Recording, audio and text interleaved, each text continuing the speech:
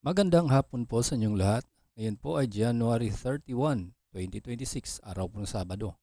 Ito ang resulta ng 3D Lotto at 2D Lotto ngayong 5 p.m. draw. Kung bago ka pa lang sa aking channel, pwede kang mag-like, share, at subscribe para updated kayo sa mga PCSO lottery results araw-araw. Para sa 2D Lotto ngayong 5 p.m. draw, ito po ang mga winning numbers.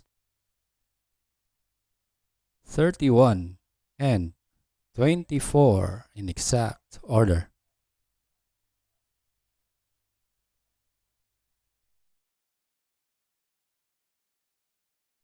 Para sa 3D Lotto ngayong 5 p.m. draw, ito po ang mga winning numbers. 9, 0, and 8 in exact order.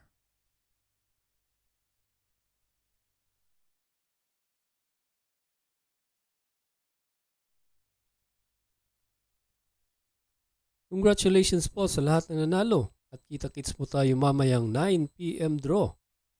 Thank you for watching. God bless us all.